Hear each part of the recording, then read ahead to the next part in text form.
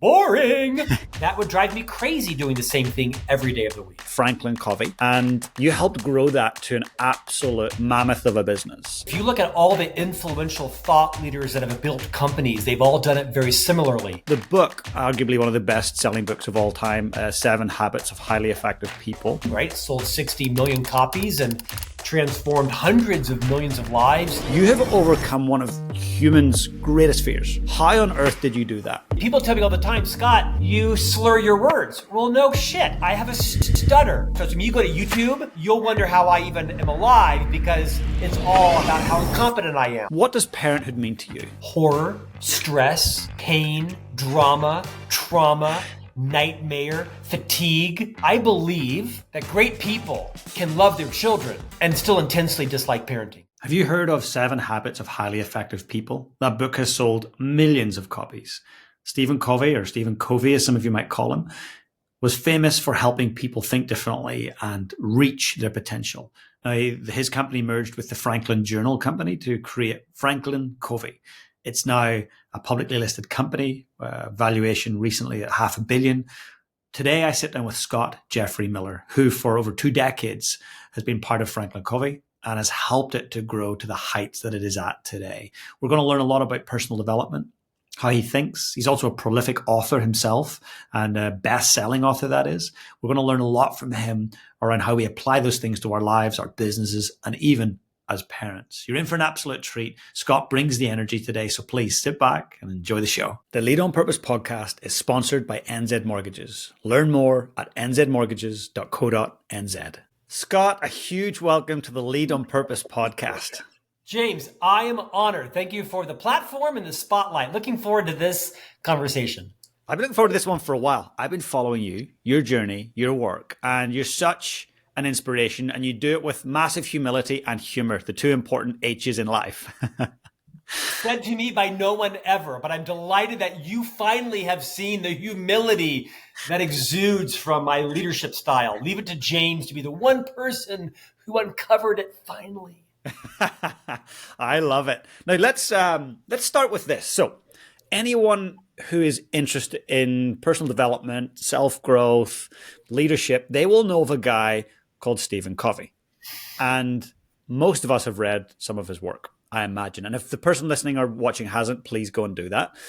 But you got very close and intimate with Covey, in fact, FranklinCovey, and you helped grow that to an absolute mammoth of a business. So tell me a little bit more. What got you in the door, and then what happened once you were in there? So I'm originally from Florida in the US. I live in Utah now, Salt Lake City, but I was working for the Walt Disney Company for 4 years, and then they invited me to leave, which was basically I got fired. And so I had a couple of colleagues, believe it or not, James, that had worked at Disney with me. They were mentors and took a liking to me. They actually were working then for the Covey Leadership Center that became the FranklinCovey Company.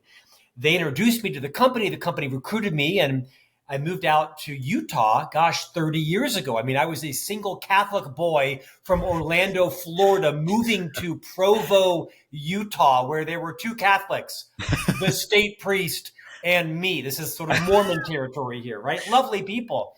And so it was through my network, through my reputation. I was in my 20s. I joined what is now the world's most trusted leadership company, spent 25 years living in London, Chicago, Salt Lake, was the chief marketing officer for about 10 years. I left in good terms about 5 years ago, and I am still an ambassador for the firm. I host 2 podcasts for them. I counsel and coach the CEO on the thought leadership industry through my own agency. It's probably what I am most proud of, that you don't hear a lot of executive officers of global public companies that leave but stay for 5 years as a consultant. And I'm very proud of the relationships that are still very firm there. Big champion of Stephen Covey, of the work they do around the world, a magnet for quality people. Thank you for sharing that. It's incredible that you are still there 5 years later, consulting and supporting. And you're right, most people kind of burn a bridge or at least tarnish it on the way out. And so it's incredible. It says a lot about your connection, how you obviously add value to that company still. Now, the book, Arguably one of the best-selling books of all time, Seven Habits of Highly Effective People. I see that as a game changer. I see it as part of, obviously, a business model for Franklin Covey. Is it the main thing? Is it the main course at Franklin Covey, or is it Yeah. more of like the tip of the spear? It's the main course. I mean, Franklin Covey is a large leadership firm, right? They have, I don't know, 25, 30 different personal development solutions, the speed of trust, the four disciplines of execution, the six critical practices for leading a team. But the Seven Habits is one of the most seminal books of our lifetime, right? It sold 60 million copies and transformed hundreds of millions of lives through professional development programs and companies and organizations. And so it is the main thing. It probably represents about 40% of the company's revenue and its experience, if you will, with clients. But I think a lot of people come in because of the Seven Habits and they realize, oh, we want to build a high trust culture. We want to build a sales discipline. We want to build better time management. And so they maybe come in for the Seven Habits, but they stay for a broad surround sound of compliments. Amazing. And being the CMO, obviously your finger be on the pulse around what drives growth, what gets people in. Yes. How does a book help people? If you have a business or a brand, how does a great book help people find your brand and come in through the door? Well, it's really everything. I mean, if you look at all the influential thought leaders that have built companies, they've all done it very similarly. Ken Blanchard, Marcus Buckingham, Simon Sinek, Stephen Covey, Marshall Goldsmith. I mean, Kim Scott. I mean, you can name them on and on and on. They have a very similar formula. What they do is they usually are an expert at a single thing. If you think about it, the most 50 influential authors, you say their name and, brain health, productivity, introversion, whatever it is comes to mind. So a book is a calling card for a thought leader. Here's a good example. Let's just say Dr. Covey sold 60 million copies of his book, give or take, right? And say he makes, $2 on each book. So the guy made $120 million on the Seven Habits book. He built a multi-billion-dollar company over 40 years by turning that content into an experience, into online courses, into keynotes, into work sessions, into coaching methodologies. And so it's super important that the book be both the tip of your spear, but also can become the crux of your offering. I don't know anybody that's broken into the thought leadership world and had a way to develop courses and keynotes and coaching opportunities that didn't probably start with an idea that brought some ubiquitous interest and appeal to a broad population. It's the way it's happened for 40 years, and my guess is it will be that way for the foreseeable future as well. I agree. And it's you said something a minute ago, and they become experts in one thing. Yes. So to me, they will talk a lot about a little rather than a little about a lot. In fact, I'll tell you, in a moment of sort of vulnerability, it's the opposite of what I've done, and it's kind of hurt me depending upon how you measure it. I've authored 8 books: management, marketing, leadership, mentorship, parenting, careers. But I really enjoy that. I'm actually a talent and literary agent as my full-time job. I write and speak as a nice compliment. But I mean, a lot of people don't know what I do. I see the coaching guy. Is he the mentorship guy? Is he the career guy? And so I own that because I enjoy that and I'm okay with it. But if you want to build a flywheel, to quote Jim Collins, you probably should pick a lane. Doesn't mean you can't take some, detours, but generally speaking, you pitch me a name, Seth Godin, Dan Pink, whoever it is, they're generally known for a core expertise or topic. Do you regret that? Would you go back to 21 and say to young Scott, nah, man, pick your thing? Well, that's a different topic now, right? Because I think that's the difference between being a specialist and being a generalist. For example, my brother is a specialist, right? He went and got an undergraduate degree in chemical engineering. He then went to MIT, got a master's in chemical engineering. And so he's a specialist. I was working on political campaigns and working for Walt Disney as a project manager, and then Franklin Covey as a sales leader. And then I became a chief marketing officer. Then I moved over to host a radio program, and then now the world's largest weekly leadership podcast. And I authored. No, I wouldn't have changed any of it because I'm a generalist. I'm not an anesthesiologist, thank goodness. I'm not a commercial airline pilot, thank the Lord. I am what you might call a multifaceted, multi-passionate person, known as a person with a short attention span. I love how they clean that up. No, he's multi-passionate.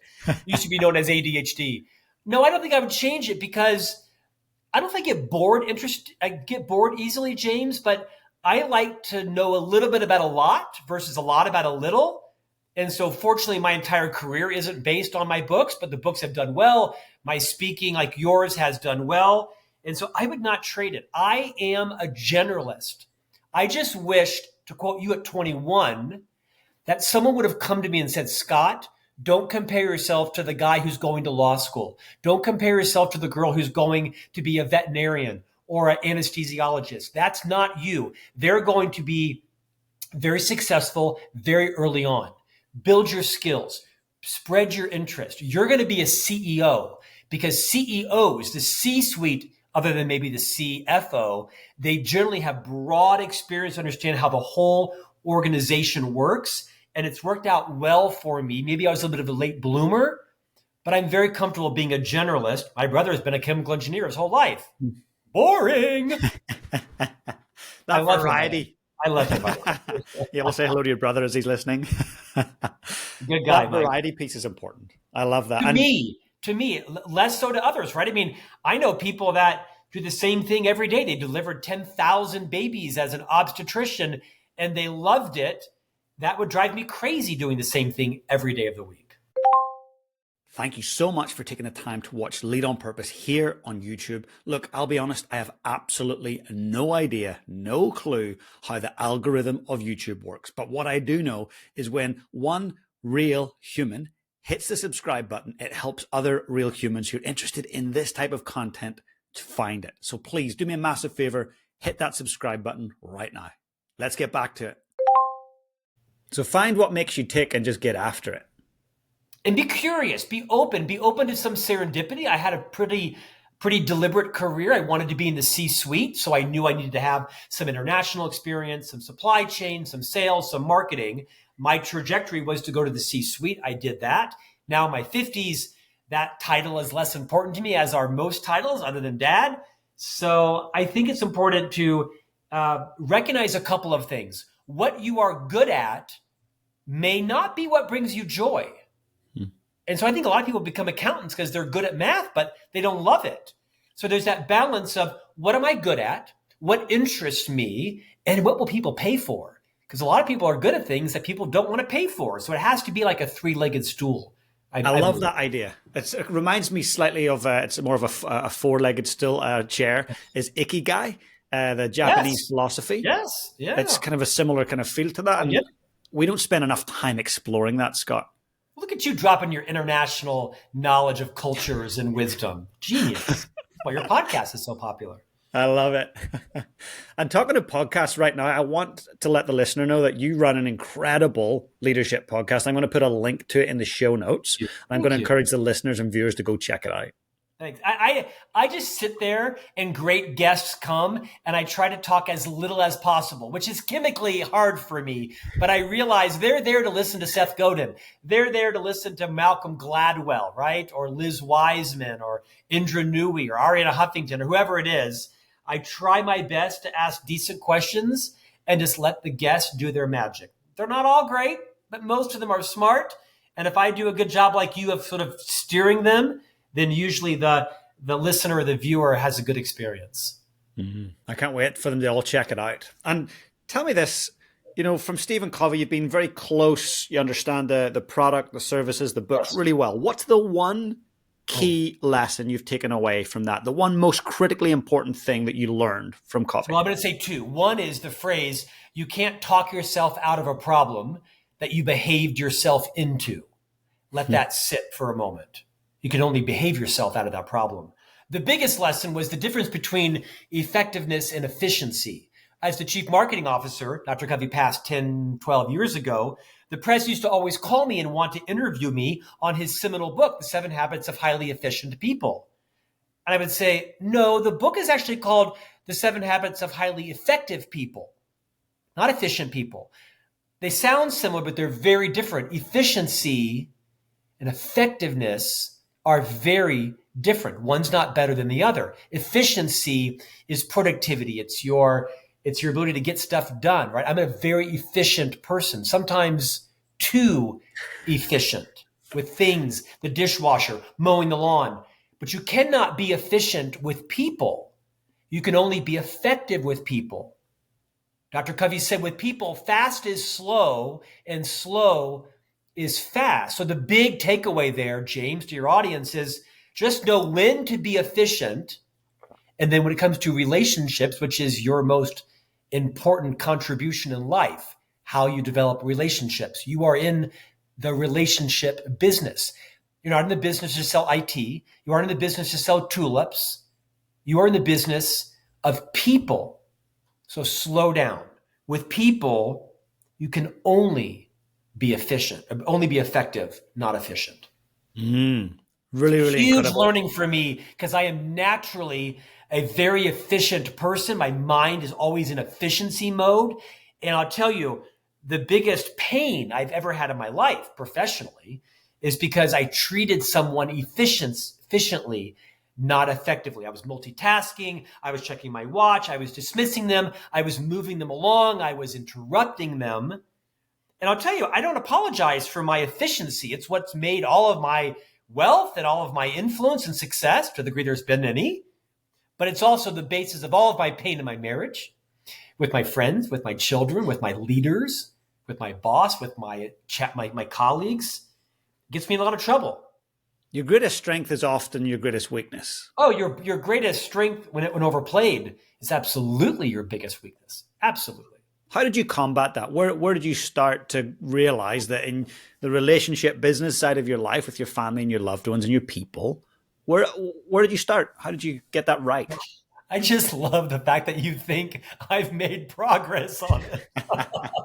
Honestly, assumptions are dangerous. And they are. I mean, awareness is right half the battle. I'm not sure. I mean, I'm a pretty self-aware person.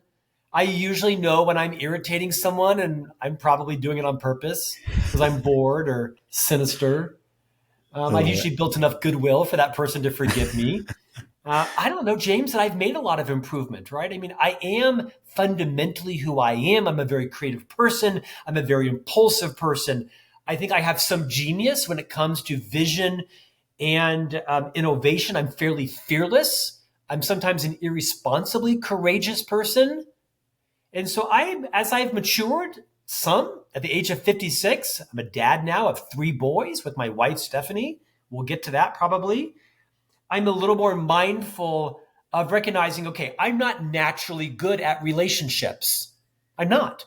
I'm a fairly anxious person. I'm always living in the future. So I'm asking for the check while you're still eating your meal. I'm thinking about what's for dessert. I'm thinking about what's happening tomorrow. I recognize this about myself. So I talk about it. I warn people not to license bad behavior, but I don't want you to expect me to be someone that I'm not.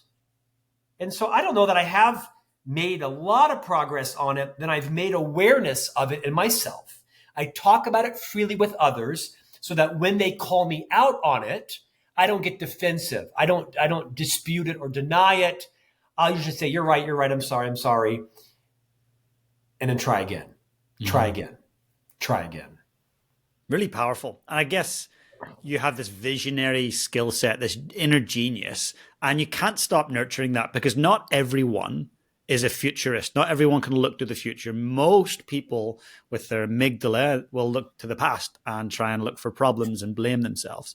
So this visionary mindset, was that gifted to you? Was that developed? Was someone influential around you that helped you think differently?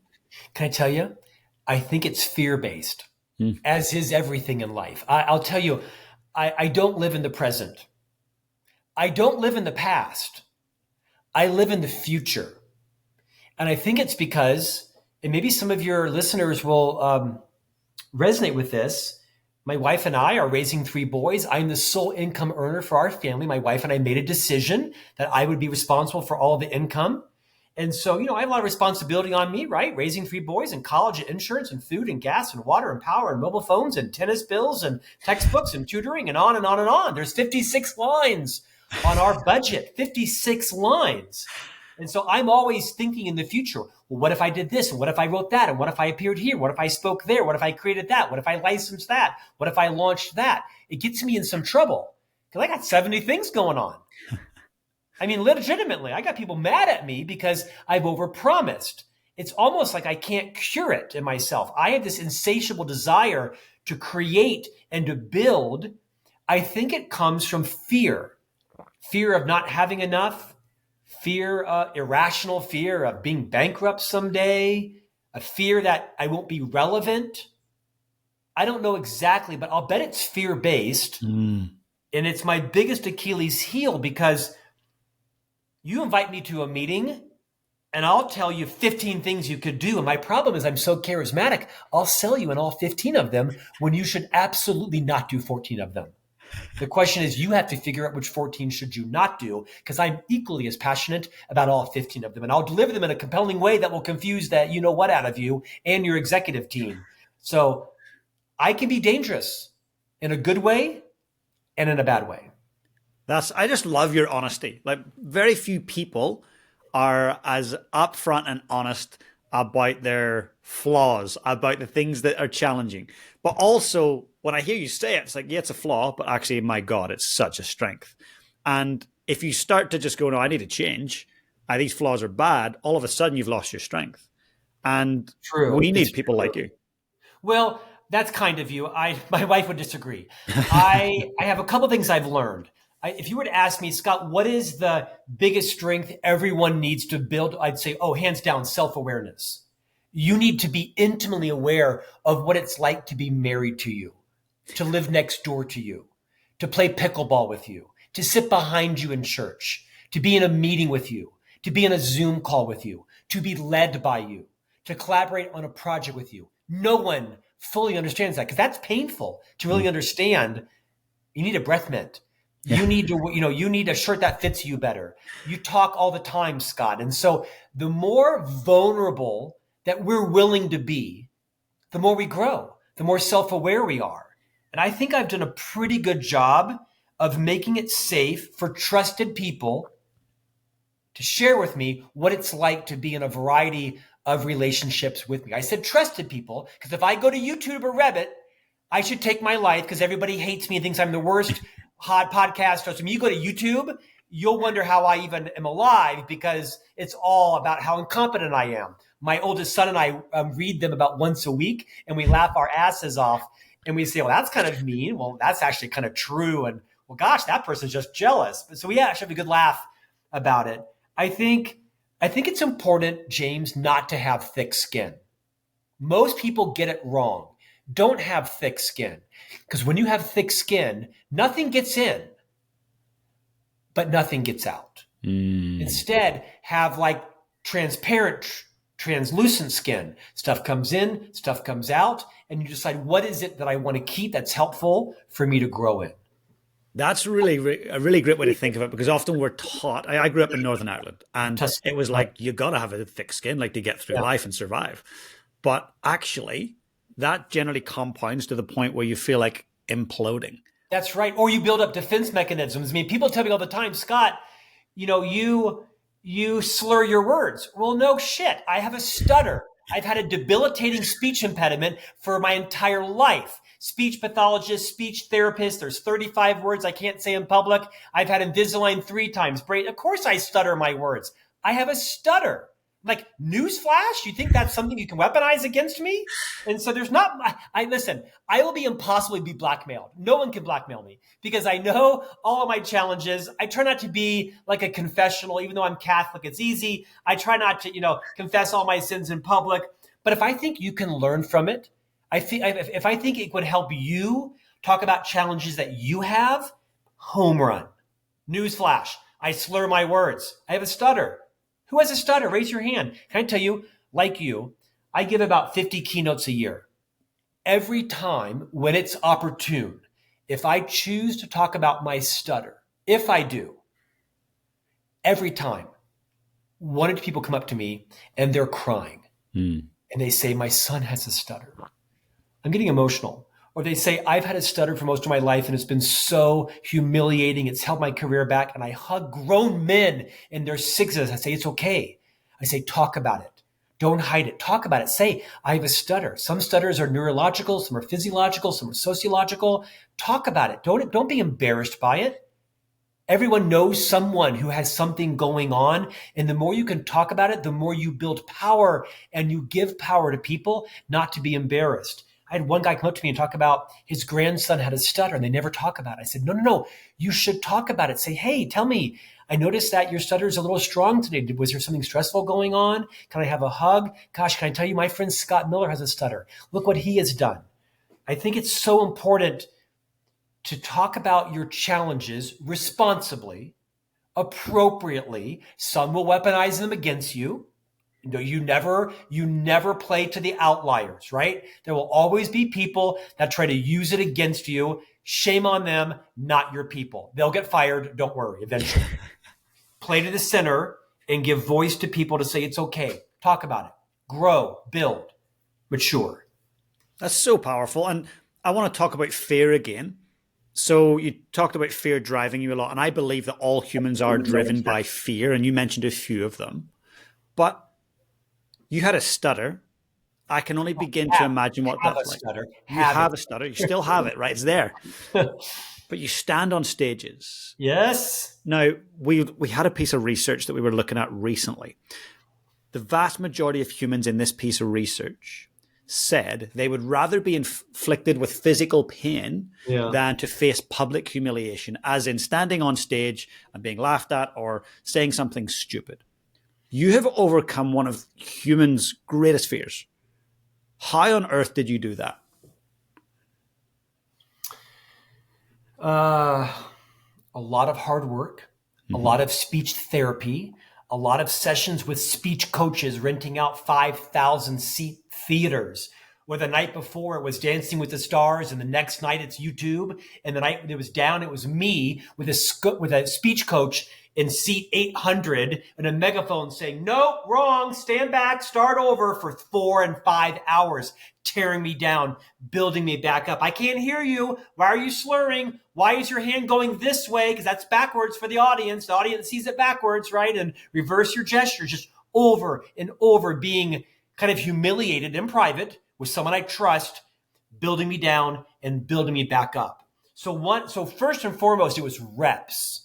It was reps, a lot of reps, a lot of reading, because as you know, stutterers have to have a big vocabulary. So I don't watch movies or TV ever. I read books, as you can see behind me if you're on camera, because there are about 35 words I cannot say in public. And when that word is coming up in 3 or 4 sentences, I have to have 8 or 10 options, almost like taking your car off the highway, picking up a word in a rest stop and bringing it back on. So I've done a lot of work to cover, if you will, my stutter. I talk about it freely.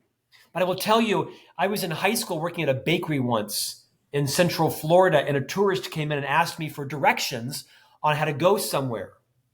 There's a long backstory to this. I worked my way up from mopping the floors, washing the dishes, driving the van, to becoming a customer service person running the cash register with a stutter.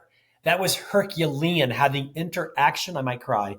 This is a little PTSD for me, having interaction. This woman came in and asked me for directions to go to, I think it was like to a beauty salon. She ordered a cup of tea and a chocolate croissant. This was 40 years ago. I remember like it was yesterday. And when I packaged it up to her, she says to me, as she walks out, you are a powerful communicator. You have a great command of the English language. This will take you far in life. You are a powerful communicator. You have great command of the English language. This will take you far in life. I was not a powerful communicator, but she validated something she saw in me that I did not see in myself. And I've never forgotten what she ordered. And I can repeat it word for word 40 years later. Someone validated in me something at the age of like 17 that they saw. And so it's just stuck with me. My point in sharing that, James, is as parents, as leaders, as friends, don't hesitate to think judiciously, contemplatively, authentically about a superpower, a genius you see in someone, And then when the time is right, tell them. Use very specific words that they will remember for the rest of their life. This is a powerful skill you have as a leader. Don't walk around and say, "Oh, James, you were on time. That's your superpower. James, you take good notes." And no, think of something really genuine and authentic that you see in them that differentiates them. And then say, "Hey, James, can I call you aside a second? I want to pay you a compliment. I don't want you to defute it. I don't want you to go all shucks. No, I just want you to listen and own it." And then use specific words to call out what you see in James. Cite an example or a couple of examples. Don't do it for 10 minutes. Do it for 1 minute and say, "I just want you to own this." And can I tell you, when someone is kicking James's ass 2 years ago and he has to take that quiver or that arrow out of his quiver because he needs a little bit of self-esteem, James will never forget it. Do not underestimate the power of authentic validation. That's so powerful. Yeah, and I get that. I know in companies where it's like, hey, there's 40 of us in a room on a Monday morning, and I'm just going to say, you know what? Your team, you guys are just awesome. That was great work. That's important, but however, it's so general that it doesn't land with anyone. But picking out Johnny or Susie for something specific and acknowledging and recognizing that, to me, that's the difference that makes the difference. I agree. Well said. I've almost cried twice in your podcast. Your superpower is bringing the emotions out of your guests. Nicely done, James. I'll take that, Scott. Thank you. We're just getting started.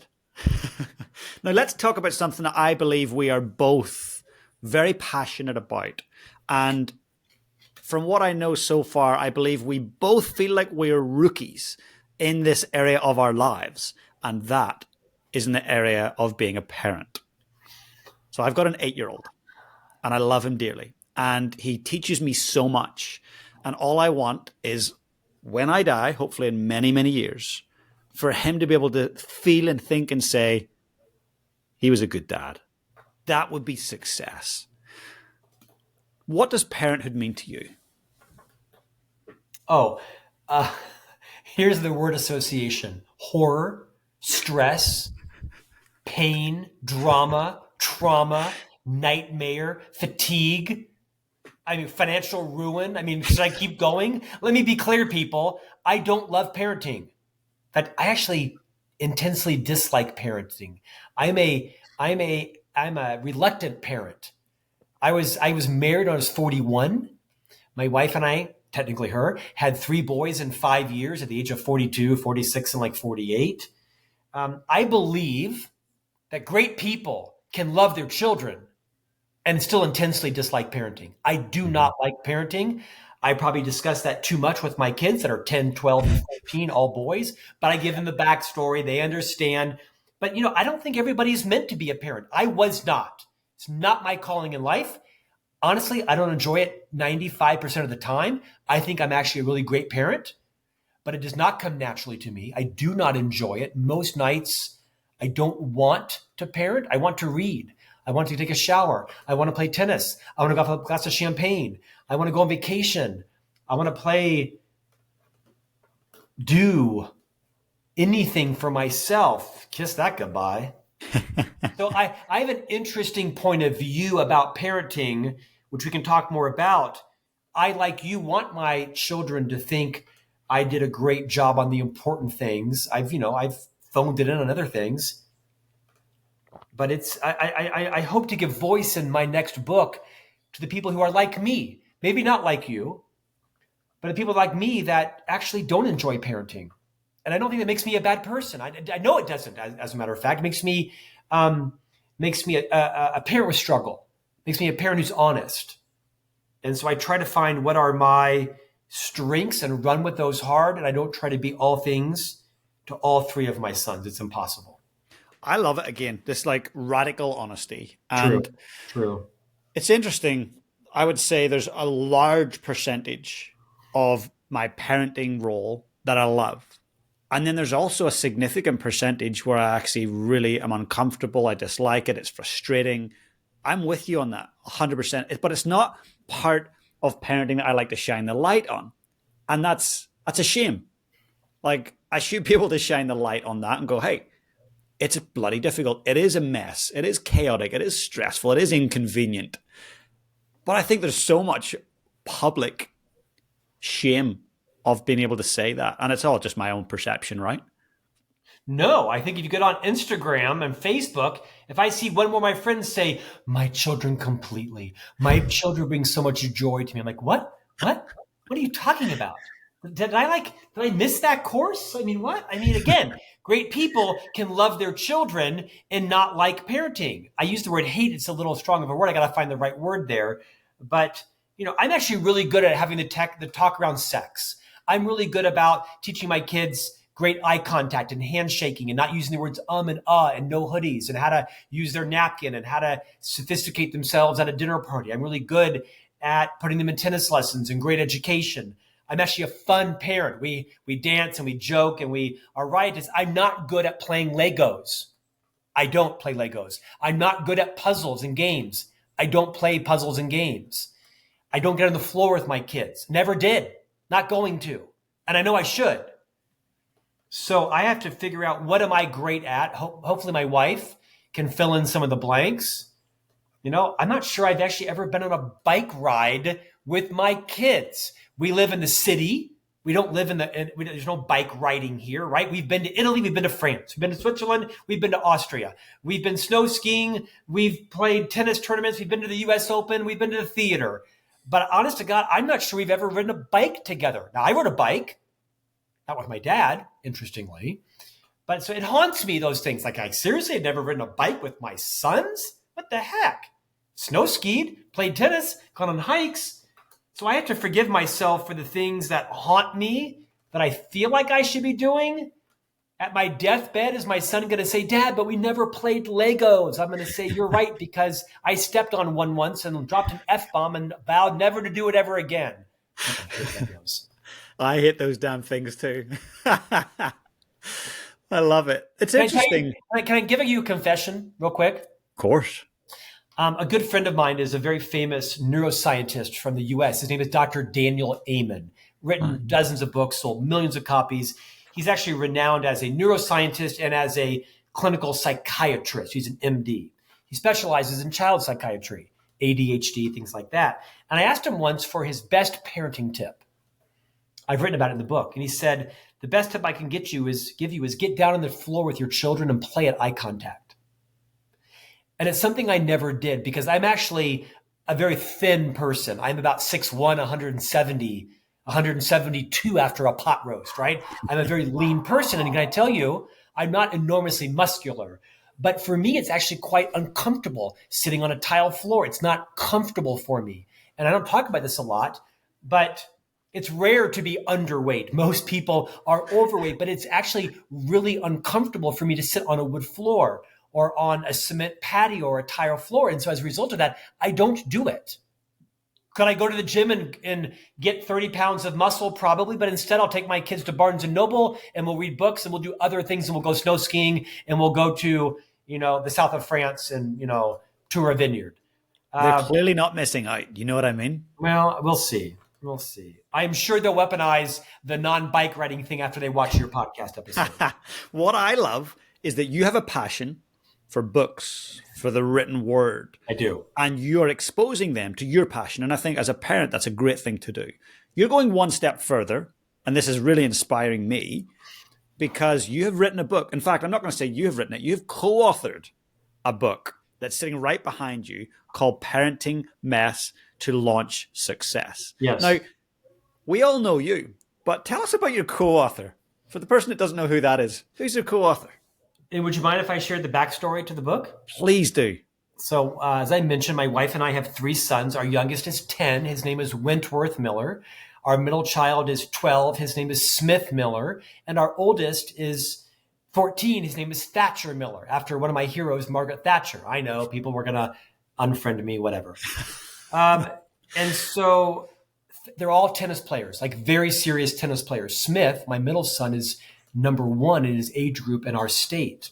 Wow. And I knew for several years that the middle son was going to eclipse the oldest son's skill in tennis. The oldest son is quite good, but he's not as good as his younger middle brother. And I saw this coming 3 years ago. And so I started thinking, you know what, this is a train wreck. Fighting, self-esteem, all kinds of things. So I invited the oldest son, who's a really great student, very affable, well articulated.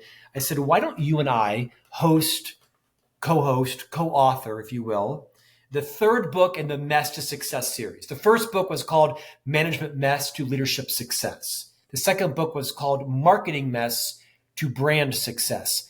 The third book, it was actually going to be Communication Mess to Influence Success. I've moved that to the fourth book because I needed something to give my middle son that he could have outside of tennis, because as much as he's passionate about it, his middle brother, the oldest son, the middle brother is blowing past him. It's been very damaging to his self-esteem, to lots of things.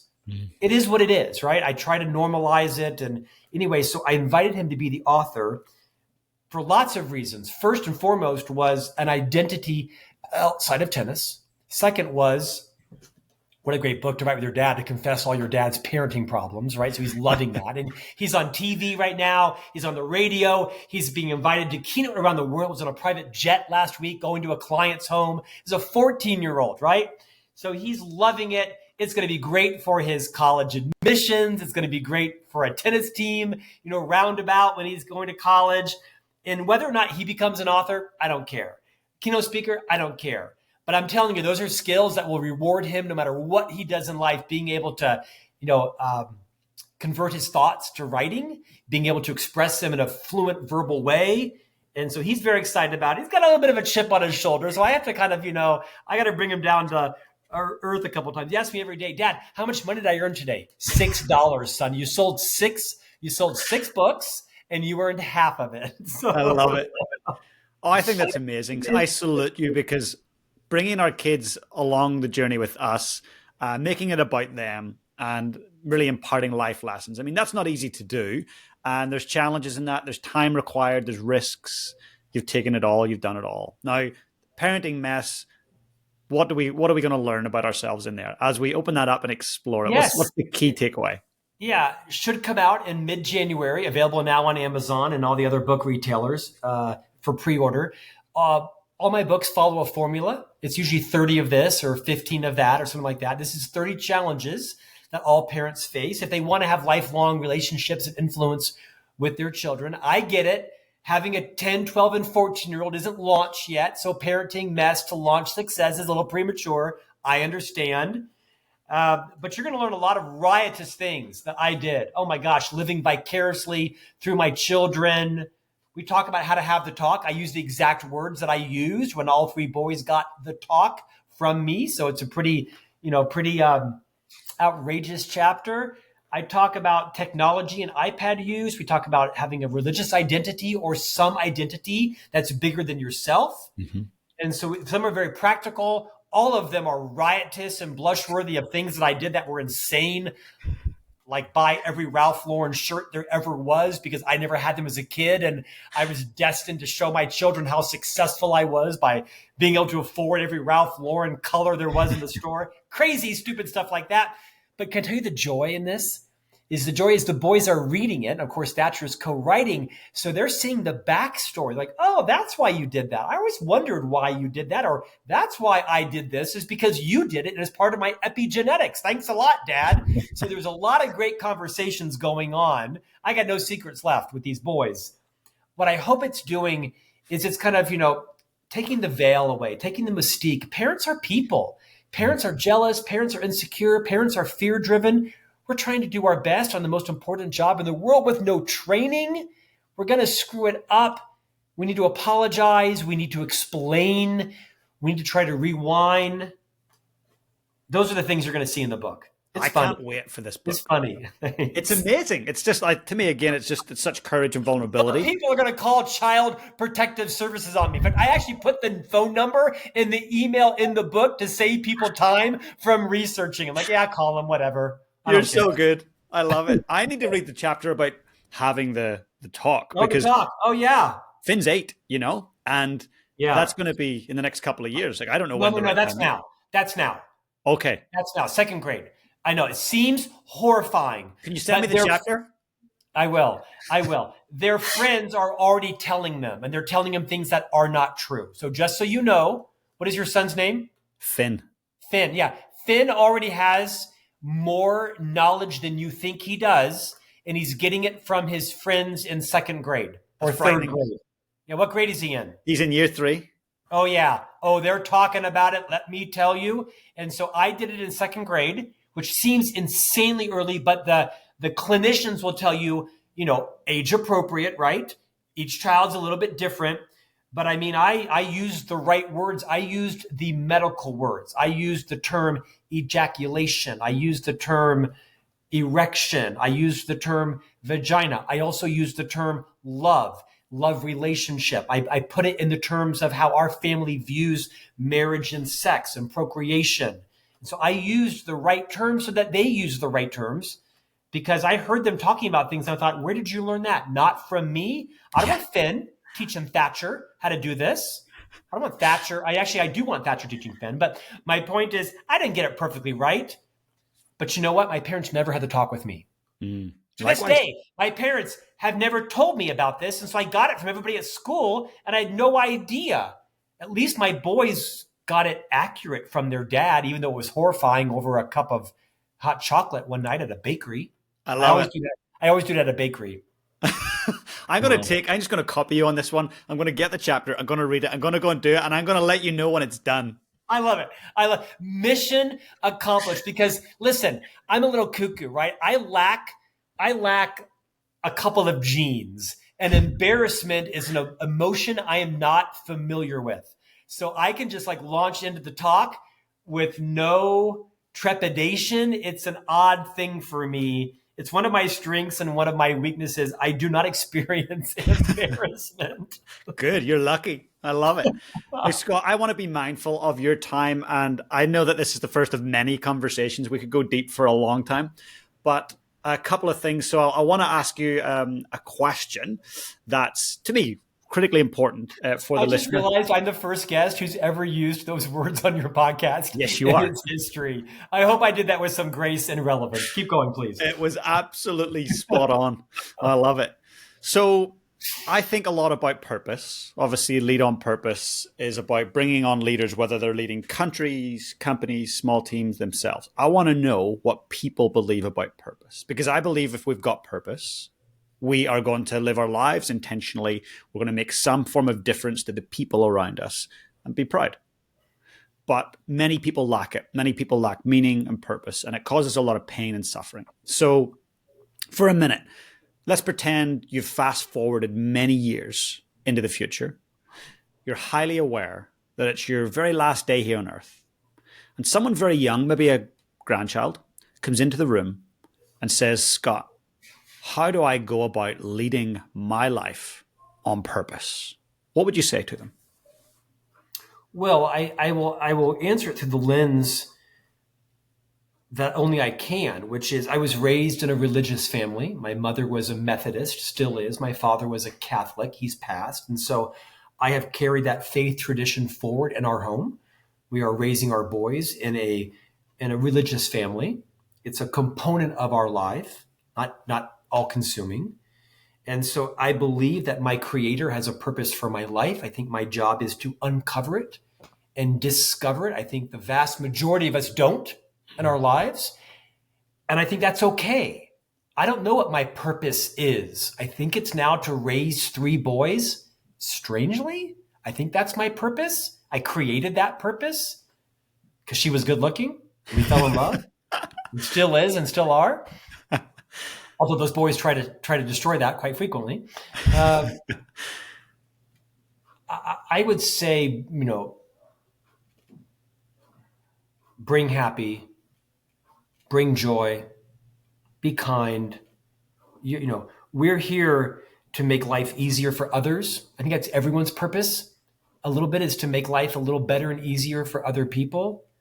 I would say don't fixate on like naming your purpose. Don't obsess over that. I'm 56 years old. If I was going to die an hour from now, my purpose wouldn't even be on my mind. It would be, have I apologized where I needed to? Have I generally done my best? Have I set my family up for stability in the future? Have I forgiven myself from being hard on myself? I'm trying to answer your question. I'm aware of it. I don't know that I have a great answer. I am less consumed with naming and finding my purpose and more focused on being kinder, which I'm not naturally, being more patient, which I'm not naturally, being more forgiving of myself, which I'm not naturally. Scott, that's so powerful. I was a speaker at an event in the US called the Purpose Summit 2 years in a row. And they stopped inviting me because I kept saying, I don't know what my purpose is. And the fact of the matter is, no one in the room did either. No one did either. And so I think you're asking the right question. I think you do have to uncover it. You discover it. And maybe your purpose changes with your roles, right? I mean, my purpose wasn't parenting 15 years ago. It very clearly is now. My primary responsibility is as husband and wife. I do one better than the other. And I think, 10 years from now when the boys are launched, my purpose will probably change. Hopefully it will be, maintaining my marriage and being a little calmer and being more civil and being less intense and less anxious. Maybe my answer is to understand what role you are in life, what your roles are, and be very deliberate and intentional about your activities, your time, your energy. And when your roles change, that changes. Your purposes may change. Your purpose may change over time. That's so freeing to hear. I did my best. Sorry. You did brilliant. I love it. And I think a listener needed to hear that because we are like almost forced to decide upon what our purpose is and name it and write it down and tell the world. I love what you just said. That's so freeing. And I just love how you said the word world with an Irish accent. Do that again. World. World. I love it. I'm telling you, it's the Kiwis, the Irish, and the Australians the South Africans. There's 4 of you that dominate the accents. You're like second in the accent hierarchy of the world. I'll take that. Well, my partner's South African. She'll be delighted to hear that. South African's number 1. Absolutely number 1. Irish number 2. Probably Kiwi 3. Sorry, Aussies, you're number 4. Americans 48. That's outstanding. Well, Scott, I'm going to make sure and put a link to pre-order your amazing new book that your son co-authored. It's going to be incredible. And also a link to all your socials because people need to follow you. They need to buy your books. And please keep doing what you're doing. And you call it intensity. I call it passion. You're so passionate for life and communicating. Please never give up on that. I don't know how to, so you're in safe hands because it's natural. Thank you, man. Thanks for the spotlight, James. You're a class act. I appreciate you letting me riff extemporaneously. Thanks for letting me talk about my son, Thatcher, and the new book, Parenting Mess. It's very kind of you also to be promoting my podcast. I think people should focus on yours. And if they happen to discover mine accidentally, great. But let's focus on the Lead on Purpose podcast. Oh, thank you so much. I really appreciate you, Scott. Feeling is mutual. The Lead on Purpose podcast is sponsored by NZ Mortgages. Learn more at nzmortgages.co.nz.